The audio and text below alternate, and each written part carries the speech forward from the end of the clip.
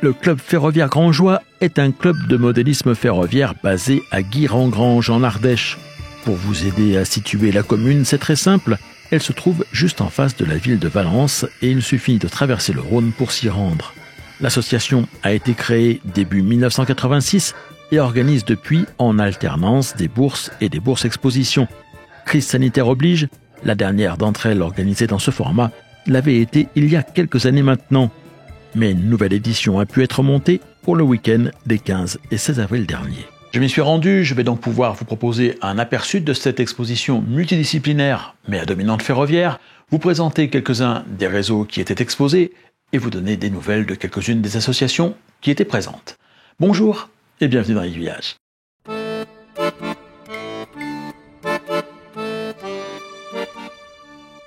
Le CFG 07 compte une vingtaine de membres qui ont construit plusieurs réseaux que je vous ai présentés dans Aiguillage. Accaparés par l'organisation de leur exposition, ils ont cette fois-ci préféré mettre en avant les réalisations d'autres associations et de particuliers venus de la région, mais parfois aussi de beaucoup plus loin. Cette exposition bourse se déroule traditionnellement à l'Agora, un grand espace polyvalent dont le club investit pour l'occasion tous les espaces disponibles. Il faut cependant remonter à 6 ans pour retrouver la date de la précédente édition de cette manifestation. La dernière exposition de ce type a eu lieu en 2017 pour les 30 ans du club. Et depuis, en fait, on n'a pas fait d'exposition. On a fait des bourses qui se sont arrêtées. La dernière bourse a été en 2019. Et depuis, effectivement, il n'y a plus d'exposition. Donc ça fait plaisir de revenir ici. Il faut rappeler où est-ce qu'on est. On est à Guire-en-Grange. Guire-en-Grange, à la salle Agora de Guire-en-Grange, en Ardèche, où le CFG 07, le club ferroviaire grangeois, a le plaisir de présenter cette exposition bourse, en sachant qu'effectivement on a une grande partie d'exposition et une partie également pour les boursiers. Donc on a la salle principale de l'Agora où sont réunis tous les exposants, donc différents clubs qui sont venus un peu de toute la France. Et les boursiers, quant à eux, sont dans la partie du sous-sol, répartis sur 3 salles. Donc c'est une exposition où il y a beaucoup de trains, mais ce n'est pas qu'une exposition de modélisme ferroviaire. On a voulu faire une exposition multidiscipline, alors comme on dit, à dominante ferroviaire. Donc effectivement, on a les maquettes de trains, on a également des bateaux, des avions, des figurines, un zoo. Donc on a essayé de faire quelque chose de multidiscipline. On va donc aller faire un tour dans la grande salle pour découvrir tout ça et retrouver un premier club ardéchois basé à la Voulte-sur-Rhône, à quelques kilomètres au sud de Guire-en-Grange. Il s'agit de l'Amorevo, qui était venu avec pas moins de 3 réseaux. Alors, ce réseau, il a une histoire. C'est un gars qui un jour est venu à notre club. Il nous a dit « Je voudrais faire du train, mais j'y connais rien ». Il nous a amené un plateau. Il nous a dit « Voilà, je voudrais faire un réseau ». Donc, on lui a expliqué comment faire. On lui a tout fait, l'implantation, le décor. Tout le décor était fait par nos petites mains, avec des récupérations de maisons Jouef, tout ça. Il y a quelques maisons qui sont fabriquées par nous-mêmes, celle-ci et la gare là-bas. L'auberge là-bas, c'est tout fait maison. Et le collègue a fait faire un panneau à un de ses amis qui est peintre. Donc voilà, on a fait un petit réseau. Et ce gars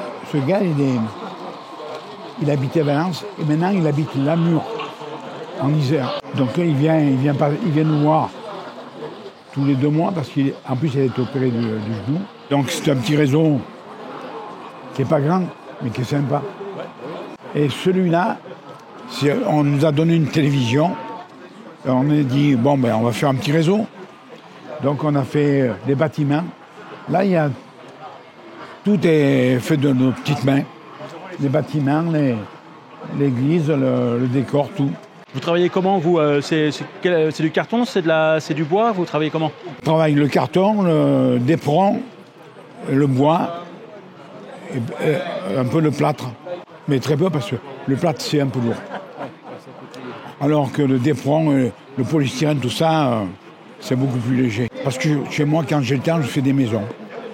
Et celle-là, j'avais fait l'église et la moitié de la maison. Et un collègue du club a fait l'autre moitié. Et on a mis ça en osmose. Parce que, voilà, ça nous convient, quoi. On se fait plaisir, disons. Voilà. Et celui-là, alors celui-là, il a la particularité, c'est qu'au fond, on a fait les étoiles. Et on va le remodifier. On va mettre une bande de LED pour faire le jour ou le coucher du soleil. Là, toutes les maisons sont faites au club. Alors, il y a l'église, c'est un gars qui l'a fait. La gare, c'est un gars. Les maisons, là. Et l'anecdote, la boulangerie, on voit les morceaux de pain. Alors, c'est un truc un peu spécial. Un jour, sa femme faisait des crêpes. Et les tout petits bouts qui restaient, il a dit, oh ben ça, je vais les garder pour ma maquette. Dans un tout autre registre, le TMC 13, Train et Miniature Club 13, un club de modélisme ferroviaire de Salon de Provence, présentait une maquette évoquant le débarquement allié en Provence en août 1944. On a eu l'idée de cette maquette parce que pour les 75 ans de la libération de Salon de Provence. Bon, c'est une commande qu'on nous a fait une présidente qui s'occupe d'une association de véhicules de l'armée. Et du coup, je suis revenu avec ce projet et toute l'équipe a bien adhéré. Le principe de la maquette, c'est qu'on essaie de faire par nous-mêmes le plus de choses possible. La récupération, du plâtre, du papier toilette qui nous sert pour faire les rochers, là, comme vous avez pu le voir. À part l'avion, les moutons, et le matériel roulant et les rails, rien n'a été acheté. Voilà. On est sur de la découpe laser pour les maisons en carton. On est sur de l'imprimante 3D pour tous les véhicules qui sont dessus. Les personnages aussi, sauf quelques personnages préserves que tout le monde va reconnaître forcément sur la mise en scène. Et sinon, voilà, bon, on s'est fait un maximum plaisir. Et le challenge, en plus, était très court. On avait 6 mois pour faire ce truc-là. On est sur quel site du débarquement? Alors, on est sur un site imaginaire, mais on a pris en fait plutôt vers Cavalère, enfin autour de Toulon plutôt. Et qu'est-ce qui s'y passe particulièrement sur ce... En fait, c'est le débarquement des Alliés qui ont fait quand même, on le sait tous, beaucoup de dégâts. Toulon a été détruit par tout ça. Marseille a été libérée par les résistants, ce qui fait que Marseille était préservée grâce à ça. Et tant mieux aujourd'hui, dommage pour Toulon, mais tant mieux. Et voilà, donc on est sur l'imaginaire au niveau du réseau et du décor surtout. Et quelles sont vos activités en temps normal, j'allais dire, au niveau du club? Au niveau du club, en fait, on est sur un autre projet de réseau beaucoup plus grand, qu'on se veut modulaire, mais on n'est pas sûr de pouvoir le transporter parce qu'on n'a pas de véhicule pour. Et le prochain projet, c'est de donner un frère jumeau à ce réseau, dans la continuité des rails que vous avez pu voir là-bas, pour le prolonger, mais sûrement complètement autre chose. Pas la guerre, justement on est en train de réfléchir à ce qu'on va pouvoir y mettre. En fait, on fera un diviseur scénique qui nous permettra de rentrer dans une autre époque. On ne sait pas encore ce qu'on va y mettre derrière. Je ne vous ai pas posé la question, mais qu'est-ce qui a été un peu plus compliqué pour vous de faire sur ce réseau? Est-ce qu'il y a eu des choses qui vous ont un petit peu posé un peu de problème par rapport à votre pratique habituelle? Le temps, qui était très court. Le temps très court, puisqu'en fait, il faut savoir quand même, on travaille que le samedi après-midi en général. Donc du coup, c'est quand même, il a fallu un beau challenge, une belle énergie pour tout le monde. Après, en principe, qu'est-ce qui a été, on a un décorateur qui est Gérard, et du coup qui a fait pratiquement tout le principe de tout ça. Lui, il a tout dans la tête et il nous exposait au fur et à mesure ce qu'il avait à faire, quoi. Il n'y a pas eu de difficulté. Alors plus que ça, moi, ma partie, c'est plutôt l'électronique et tout ce qui est Arduino et tout ça. Oui, donc là, vous avez créé quelques petites animations. Vous pouvez nous dire ce qui se passe? Donc l'avion qui s'anime lorsqu'on appuie sur un bouton. On a le système, en fait, à chaque passage de train, de modules, des sons différents qui sont activés par des ILS, des interrupteurs à lame souple. Là-bas, normalement, le char, il y a un char qui est sous le pont, il tourne. Malheureusement, aujourd'hui, il est en panne. Et puis, les lumières des barges, tout ça, voilà. Donc un petit peu d'animation. Et puis aussi, on a caché 3 mignons pour que les enfants puissent jouer aussi et s'intéresser au train. Il faut qu'on ramène un peu des jeunes aussi à nos causes. Hein. Et voilà, donc du coup, on a fait ça et le challenge, c'est de trouver les 3 mignons et il y a un bonbon à la clé. Et en termes de matériel roulant, vous avez tout fabriqué aussi ce qui est ferroviaire? Vous avez parlé des véhicules militaires que vous avez fait en 3D? Les véhicules militaires, ils sont en 3D. Ceux qui sont sur les plateaux, c'est toute la 3D. Les matériels roulants, c'est du marché parce que c'est compliqué à faire aujourd'hui. Il y en a certains qui ont été faits en fait par Rémi, on l'appelle Papy 3D, et du coup Rémi nous a fait, par exemple, ces vieux wagons jouets sur lesquels il a refait en fait les bases des châssis et tout ça en 3D. Et pour faire ce diorama, vous avez quand même fait un peu des recherches historiques ou Oui, ouais. En fait, on a ici là en fait une recherche historique de ce qui s'est passé. Rémi, lui, en fait, il était à l'armée, donc il nous a apporté beaucoup de choses au niveau historique, notamment les barges. Il nous expliquait qu'ils avaient ramené les barges de Normandie jusqu'en Provence pour pouvoir. Donc c'était quand même une belle complexité, j'imagine, à l'époque. Et au niveau du rôle du train, là, dans le débarquement, vous avez un peu extrapolé ou est-ce que c'est vraiment... Nous, en fait, notre activité principale, c'est le train, d'accord. Mais ce challenge était tellement beau qu'on s'est dit on va faire tourner un train autour parce que ça n'a rien d'intéressant de faire tourner un train en rond. Enfin, en tout cas, c'est surtout sur une aussi courte longueur. Et le challenge, c'était de faire quelque chose de beau, qui attire l'œil, qui soit sympa. Et qu'on mette du train quand même, qu'on se fasse plaisir à minima. Histoire toujours, mais locale celle-ci, l'association Model Rail de Saint-Étienne était venue avec un réseau en cours de réalisation. Model Rail, on a un membre qui habite dans la région, pas loin de Romans. Donc en fait, ça fait déjà un moment qu'il nous avait demandé de faire un circuit pour lui qui concerne la gare de Bourg-de-Péage. Donc on va lui représenter ça. Donc c'est du chemin de fer à voie métrique, chemin de fer départemental d'époque. On va s'orienter sur une époque années 30-40.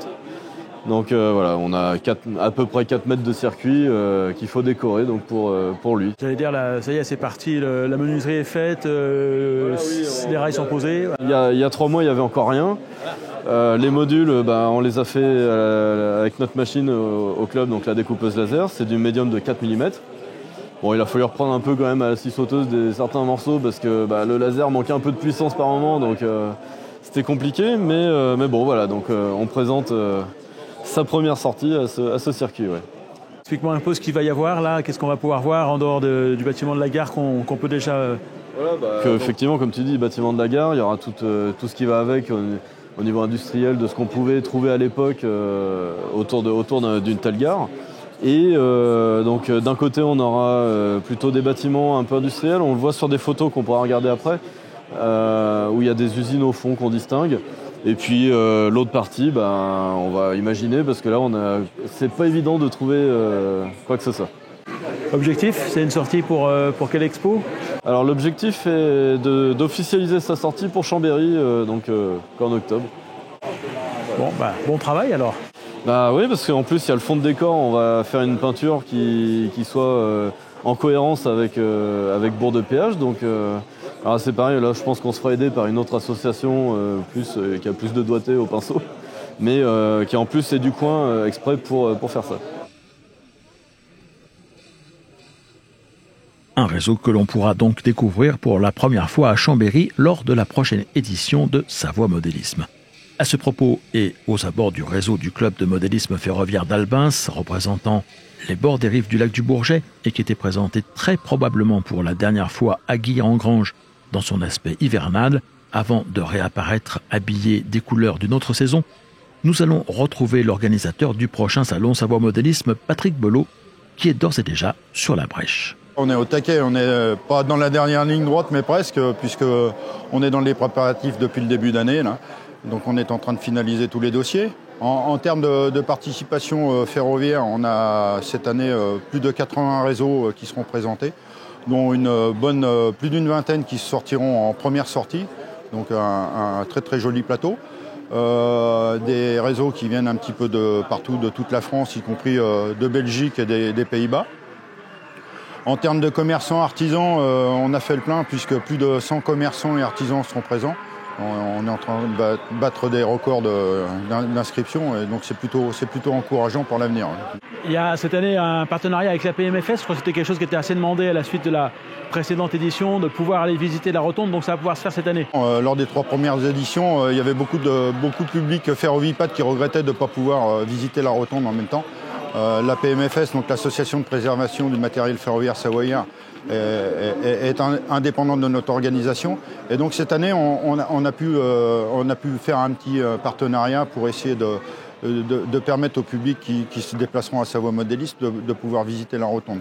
Donc c'est quelque chose qui sera possible à condition de s'inscrire sur le site de la PMFS, puisque c'est un bâtiment industriel encore en activité et l'accueil du public est sous contrainte.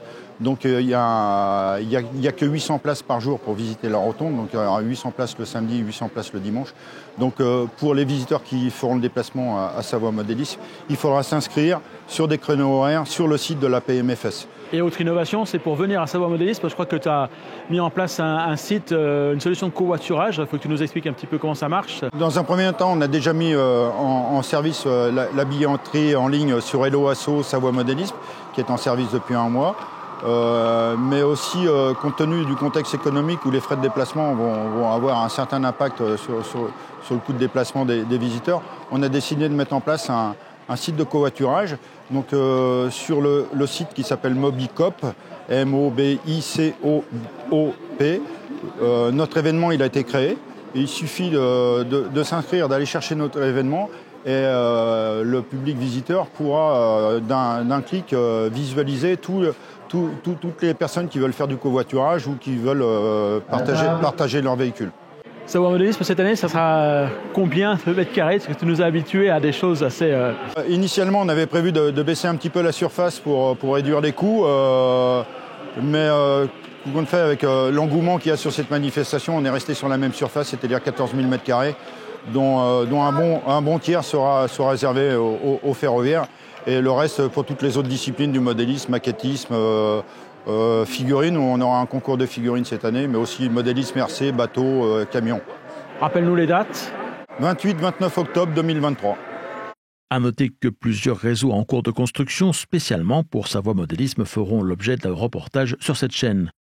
Continuons en attendant la visite de l'exposition organisée par le club ferroviaire Grangeois. Je vous propose un arrêt devant le stand de Gilles Grossman qui présentait deux réseaux. Le premier est inspiré d'une région bien connue des amateurs de chemin de fer. Donc les Alpes rétiques surtout, donc qui s'étalent de l'Autriche, de l'Autriche jusqu'à l'Italie en gros. Donc ça permet de faire beaucoup de choses avec le matériel. Et là, c'est un réseau qui est parti d'un article ou d'un dossier que vous avez trouvé dans un magazine? C'est en faisant une bourre. J'ai vu la revue, une vieille revue, et je suis parti de ça, un peu, surtout pour le décor, les couleurs des arbres, etc. Et après, j'avais un peu de matériel suisse, donc j'ai acheté après des Allegra et puis les wagons Cato. C'est à peu près tout. Et puis j'ai fait intégralement le petit funiculaire ainsi que le train crémaillère. Bon, on s'y croirait, hein. C'est pas un site réel, mais c'est un peu une compilation de...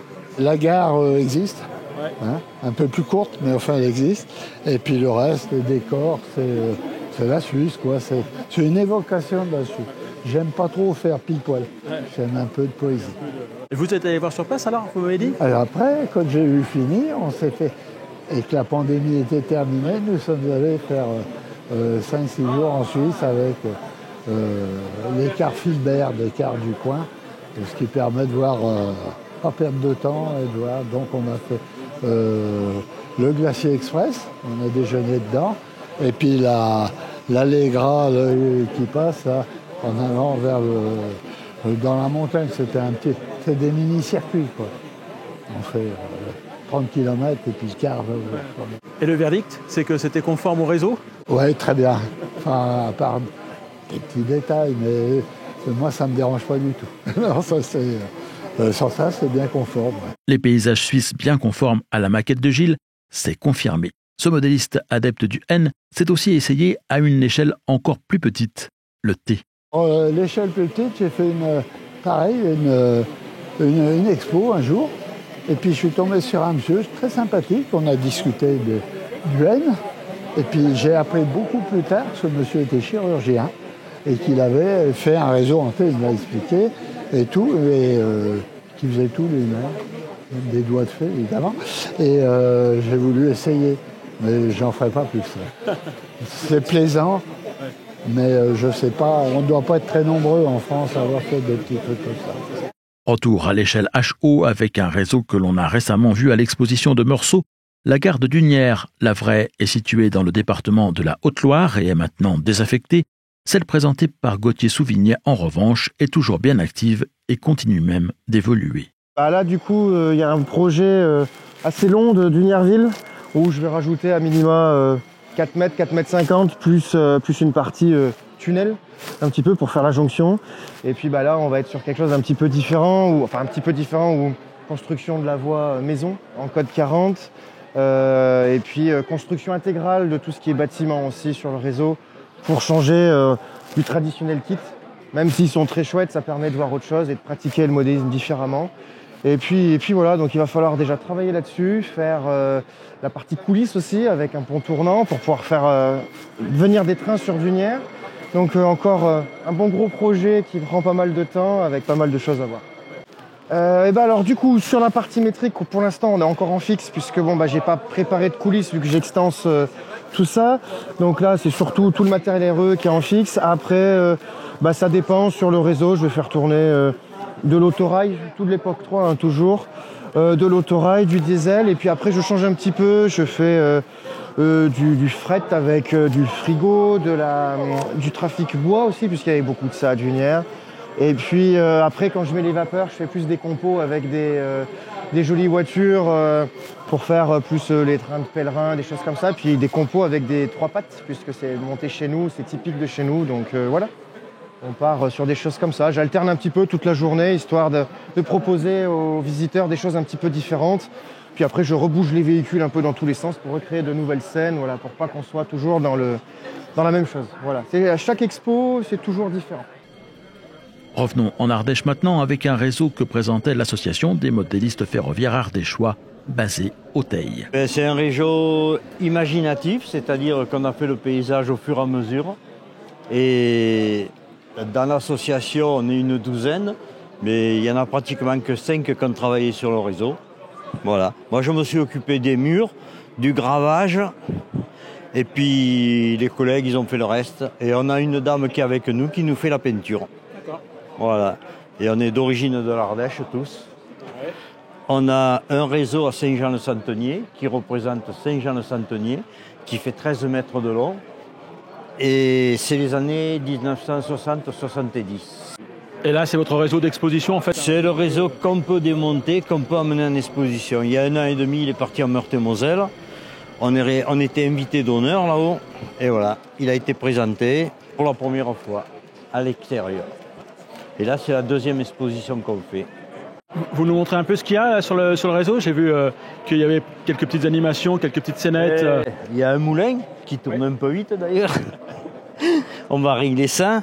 Et puis mais vous avez une grosse ferme, le viaduc, les champs de lavande qui représentent un peu le sud de l'Ardèche avec quelques vignes. Sur l'autre côté, là, on a un peu le plateau, si on veut, un étang, avec quelques canards, quelques cygnes. Le reste, mais un aigle sur le sapin. Hein, et les pompiers qui sont en manœuvre là. C'est un réseau qui a 2 faces en fait, hein. On peut de l'autre côté aussi. C'était pas prévu au début, mais après on a dit vu qu'on a fait un côté et qu'on avait des éléments, on a continué. L'alimentation est très simple, c'est une voie unique. On a quelques maisons troglodytes, de nouveau quelques vignes avec quelques arbres fruitiers. On a des caches. Ah, effectivement. Voilà. Petite astuce. Ouais. Ah oui, de l'autre côté aussi c'est pareil, le gros rocher. Voilà, ça c'est un ancien moulin qui a été aménagé en auberge. On a la propriété des moines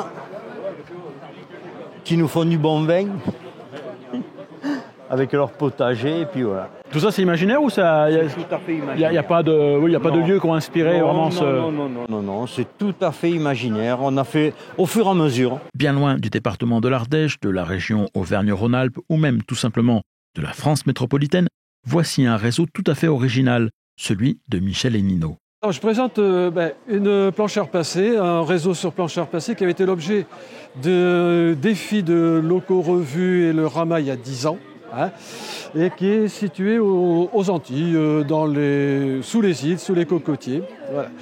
Et petite particularité, j'ai construit ce petit truck, ce petit wagon là, voilà. Alors, il y a une petite histoire là derrière. C'est une photo que j'ai vue sur Voie Libre, qui avait été prise par Jean-Louis Rocher, le modéliste et amoureux des chemins de fer à voie étroite de Suisse, hein, qui avait publié cette photo. C'est pas lui qui l'avait prise, c'était un de ses amis qui s'appelle Jean-Michel Maillère, qui l'avait pris cette photo. Quand je l'ai vue, je me suis dit c'est trop mignon, il faut faire un petit véhicule comme ça. Donc je l'avais construit. Et lors de l'exposition de Model Rail, la première édition, je crois en 2014, je l'avais présenté avec ce petit module. Et figurez-vous que 2 allées plus loin, il y avait Jean-Michel Maillère avec son réseau qui était là, l'auteur de la photo, qui m'avait inspiré pour faire ce petit wagonnet. Et il l'avait prise dans le chemin de fer du Darjeeling, dans l'Himalaya, lors d'un voyage en Himalaya. Et en fait, il m'a raconté que c'était les employés de la voie qui avaient ce petit train qui se faisait monter par un train. Quand ils arrivaient à l'endroit où ils devaient travailler, ils se faisaient arrêter le train, ils mettaient le truck sur le bord de la voie, et puis lorsqu'ils avaient fini, ils arrêtaient le premier train, ils le mettaient sur la voie, avec une corde, ils s'accrochaient derrière le train, et puis ça repartait. Voilà. Et du coup, on a échangé nos adresses mail, et Jean-Michel m'a envoyé un petit film où on voit justement un train qui arrive avec ce petit véhicule et ses personnages. Voilà. Une petite histoire très amusante sur ce réseau. Et c'est très intéressant parce que ça donne une humanité un peu, je dirais, au réseau, ça lui donne une petite histoire.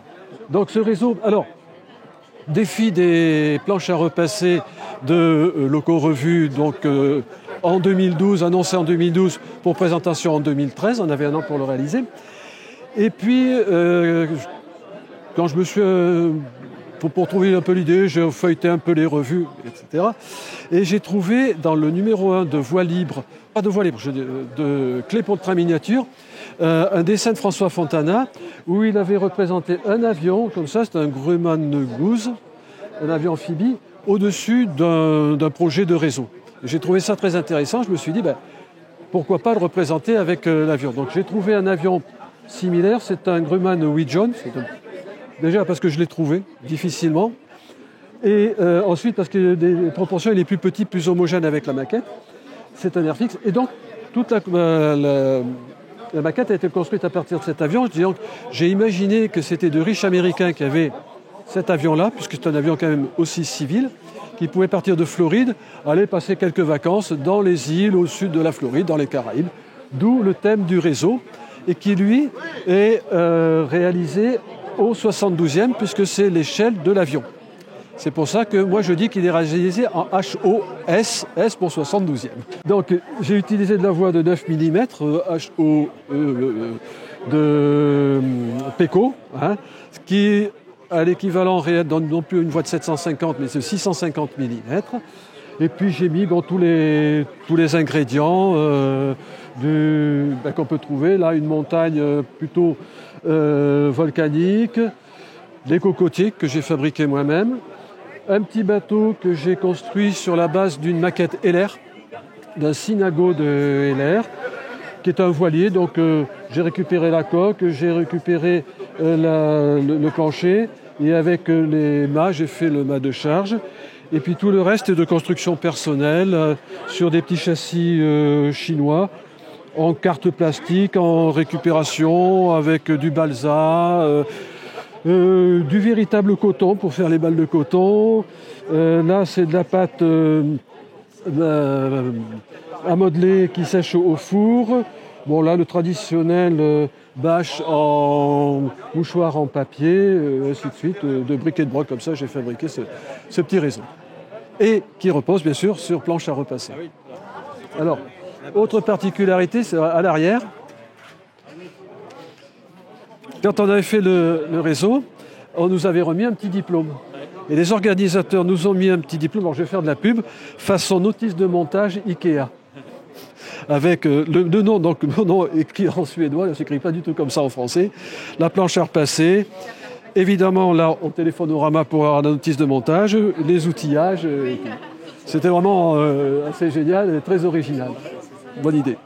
Pour ce qui est de l'originalité, je vous propose maintenant de vous plonger dans un univers totalement imaginaire, inspiré par le mouvement steampunk. Voilà qui demande quelques explications. Alors le steampunk, c'est une uchronie rétro-futuriste. Alors uchronie, pourquoi? C'est qu'est-ce qui se serait passé si on avait choisi le moteur à vapeur, steam, au lieu du moteur à combustion. Rétro, puisque on part sur de la mode 1900. Et futuriste, parce qu'on a beaucoup d'inventions.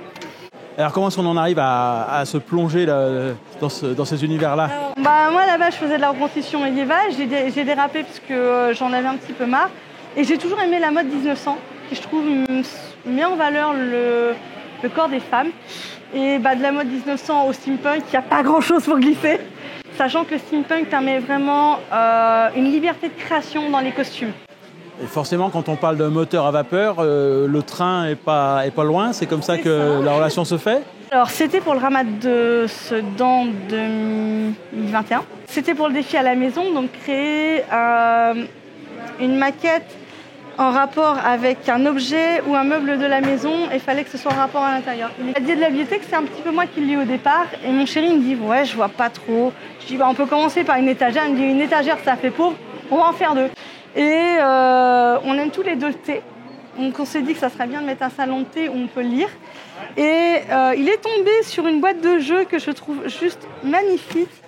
Une boîte de jeux sur le tour du monde en 80 jours en allemand, qui a donné le salon de thé, qui est le bâtiment principal du premier étage, qui est ma réalisation. Il y a la théière, donc, qui est un rappel à l'étage du dessus, qui est un livre plié que j'ai réalisé, ça a pris une journée.